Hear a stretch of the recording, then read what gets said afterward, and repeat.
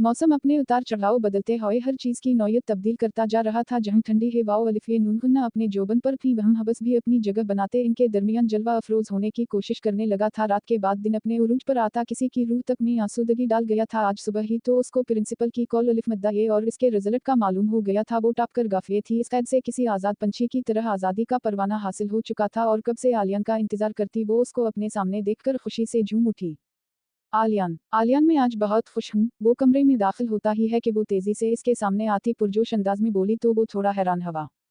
क्यों किया हवा? मेरा BS का रिजल्ट आ चुका है। और मैंने पूरी यूनी में टॉप किया है। इसकी आवाज़ खुशी से कांप रही थी। और आपको पता है कि प्रिंसिपल की मुझे कॉल भी आई थी, इन्होंने मुझे मुबारकबाद दी और जॉब की भी ऑफर की है। वो चहक रही थी। आज सब घरवालों के साथ मिलके उसने इस खुशी को एंजॉय भी किया था। मैं बहुत खुश हूँ। मैंने बहुत दुआएं की थी कि मुझे जल्द जॉब भी मिल जाए। मैंने प्रिंसिपल से ये अफवाह सिंटे की थी कि कहीं जॉब का बता आर दें और देखें आज ही रिजल्ट आया और प्रिंसिपल खुश होकर मुझे इतनी अच्छी ऑफर कर रहे हैं। वो पहली दफा अपने श्रीलपन को पसपुष्ट डालकर बोल रही थी, लेकिन इस दफा सामने वाला शरीर लग रहा था। मुबारक हो, वो बुझे दिल से बोलता आगे बढ़ गया तो सोमिया की मुस्कुराहट सिमट गई। वो उसे देखती है जो मुस्कुराने की भी जहमत के बगैर सोफे पे बैठता बोट उतारने लगा था। सोमिया सुलग कर रह गई। होनहा मैं कौन सा आपकी मुबारकबाद लेने को मरी जा रही हूँ। इतने अच्छे ग्रेड से पास हुई हूँ। बंदा थोड़ा साक्षी की खुशी में खुश होकर मुस्कुरा ही लेता है। वो मुंह में बुड़बड़ाई। तो अब आपने क्या सोचा है? बहरहाल उसे ही दोबारा बुलाना पड़ा और इसके उसी सवाल से आलियान मिर्जा को खौफ आता था। किस बारे में? जानबूझकर अनजान बना। यही हमारे झूठ के बारे में। मुझे जैसे ही ज्वाइनिंग लेटर मिल गया मैं यहाँ से चली जाऊंगी, इसलिए आपको पहले ही सबको सच बता देना चाहिए। वो इसके सामने बेड पे बैठती धीरे से बोली, जिस पर वो खामोश रहा और इसकी खामोशी सोमिया को किसी खतरे की बू दे रही थी। उसने अपने बाप के बाद अगर किसी मर्द पर एतबार किया था तो वो आलियान मिर्जा ही था। इसकी यही दुआ थी कि वो आम मर्दों जैसा ना निकले और इसका इस पे भरोसा हमेशा यूं ही काफलिफमीम रहे।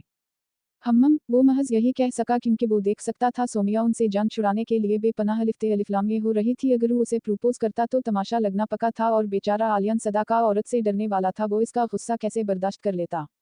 और इन तस्वीरों का भी अब कोई फायदा नहीं, ये भी काइंडली उतरवा दी। वो इसकी बात पे लब भैंच कर कुछ पल साकत हुआ और फिर से बोट सोफे के नीचे करता ड्रेसिंग टेबल के पास जाता वॉच उतारने लगा। इसके लापरवाह अंदाज से वो मुंह फैला लेती है। मैं आपसे बात कर रही हूँ आलियान, शिकवा किया। मैं सुन चुका हूँ, वो संजीदगी से कहता है। दिल आने वाले वक्त का सोचकर करला रहा था। सुमिया इसके अंदाज से नाना हुई बाहर निकल गई। इसका अपना इतना निखरा था कि वो किसी और का निखरा बर्दाश्त नहीं कर सकती थी। वैसे भी प्रिंसिपल ने कुछ ही दिन का टेलिफमीम दिया था। इन्हीं टीचर की अशद जरूरत थी, इसलिए इन्होंने सोमिया का ही भला कर दिया। अलिफ मद्दा ये थिंक मुझे ही कुछ सोचना होगा। वो लब काटती पर सोच है वाओ ये। अगर सोमिया चली गई तो मैं कैसे इसके बगैर खुश रह सकूंगा? काश मैं उसे समझा सकूं कि मैं उसे पसंद करने लगा हूं। ये दिल इसके लिए धड़कने लगा है, लेकिन नहीं, मैं इतनी आसानी से हार नहीं मानूंगा। मैं उसे कल ही प्रपोज कर दूंगा। मैं उसे किसी कीमत पर खोना नहीं चाहता। इंशाअल्लाह वो मेरी मोहब्बत को गलत नहीं समझेगी। वो खुद से मंसूबे बनाता इस बात से अनजान था कि अगर इंसान जो सोचता है वो होने लगे तो निज़ाम कुदरत कैसे चल सकता है। होता तो वही है जो हमारे लिए कातिब तकदीर मुख्तस कर चुकी है और इसकी किस्मत में भी कुछ और लिखा जा चुका था। बेशक अच्छे लोगों के लिए अलिफ मद्दा ज़मीम अलिफ शीन शर्त है। मामी आपको नानू बल्ला रही हैं। फाखिर सोफे पर मीम वाओ बे अलिफ्लाम में गुम सोमिया को कहता वापस अपनी खेल में मगन हो गया। ओफल्ला ये फिर अजीब सी बातें करेंगी, वो मुंह बनाकर कहते मीम वाओ बे अलिफ्लाम सोफे पर ही रखकर शीन अलिफ सीन तेहे बेगम के पास चली गाफे। अलिफ मद्दा दुल्हन बैठो मेरे पास। वो मुस्कुरा कर उसे पास बैठने का इशारा करती हैं। वरदा और आमना ने ढीठपन का मुजाहिरा करते अपनी फैमिली को घर भेजकर कुछ दिन मजीद यहाँ रहने की ठानी थी और अब भी तमाम औरतें सोमिया की तरफ सवालिया निगाहों से तक रही थीं। शीन अलिफ सीन तेहे ने अकेले में बात करना चाही थी, लेकिन आमना और उर्दा अपनों में कैसे राज कहकर वही बैठी रहीं। आपने कफ वाओ ये बात करनी थी? वो मुस्कुरा कर पूछती है। हमें एक ज़रूरी बात करनी है और तुमने खलकर अपनी प्रॉब्लम बतानी है। वो हौसला देने को इसका हाथ थाम लेती हैं। किसी चीज़ की ज़रूरत तो नहीं मेरी बेटी को? निहायत शेरी लहजे में पूछा तो वो मुस्कुरा कर नफीमी सर हिलाती है। मुझे तुमसे पूछना था कि तुम्हारे और आलियान के बीच इतने फासले क्यों कर हैं? किया तुम दोनों ने किसी मजबूरी के तहत शादी की है? वो उनके सवाल पर मना खोले पहले इन्हीं और फिर इब्रिश लोगों को देखती है जिनका सारा ध्यान उनकी तरफ था। मीम जिन दो चश्मे है ये बेते अलिफ सोमिया का अफवाओ ये भी मीम सिम लाम है तुम हमसे बात कर सकती हो? हम सब तुम्हारे अपने हैं। मैं एक सास बनकर नहीं बल्कि मां बनकर पूछ रही हूँ बेते अलिफ मेरी बेटी तुम दोनों क्यों एक दूसरे से मेलों का फासला बनाए हुए हो? वो इसके चेहरे से बालों की लट पीछे करती इस्तिफसार करती हैं और सोमिया सच बताने का फैसला करती है क्योंकि कल वो आलियान के रवैये से यही अंदाज़ा लगा सकी थी कि वो अपने घर वालों को सच बताने की हिम्मत नहीं रखता। यही वजह थी कि वो इसकी मुश्किल आसान करने की कोशिश करती है। वैसे भी इसके पास इतना वक्त नहीं था कि आलियान के डर खत्म होने का इंतजार करती, इसलिए आलियान से अब किसी भी बात की उम्मीद नहीं। आप गुस्सा तो नहीं करेंगी आंटी, वो थोड़ा है चेकाफचे अलिफे। ना मेरी जान में क्यों गुस्सा करना, मैं आलिया की चमड़ी अदेर दूंगी अगर वो ऐसी कफ वाओ ये बात नहीं है आंटी अलिफे काफचे वाओ ये लाम ये बात कुछ और है। वो उंगलियों मरोड़ती सर झुका लेती है और सब हैरान होने लगे का ऐसी कौन सी बात है वाओ गाफे। कहो तो सबको भेज दूं, वो मजीद हौसला देती हैं लेकिन वो नफीमी सर हिलाती है कभी ना कभी तो सबके सामने सच खलना ही था। वो दरअसल आंटी अलिफ ये काफचे वाओ ये लाम ये हम बहुत मजबूर है वाओ गाफे थयास वक्त जब हमारी शादी का रिसेप्शन था इसलिए सच नहीं बता सके। मगर हकीकत में मैं आलियान की बीवी नहीं हूँ, वो सर झुकाए हकीकत बयान करती है। किया वो उनकी फाड़े उसे देखते हैं।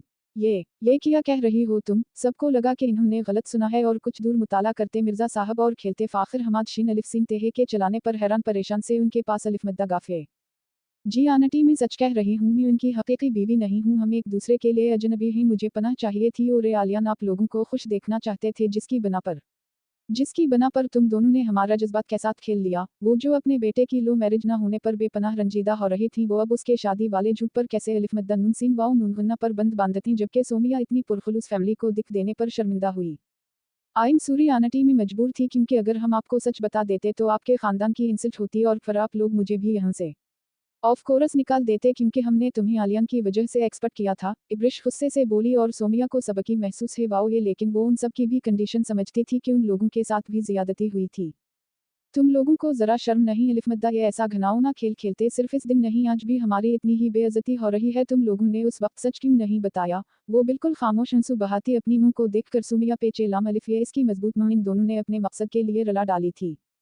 हमने सिर्फ मसलहत वही थी कि तुम तब ना सही लेकिन जल्द बता देते तो हमारा इतना दिल ना टूटता। इब्रिश का भी दिख की शिद्दत से गला रनत गया और सोमिया सर झुकाए शर्मिंदा होने लगी।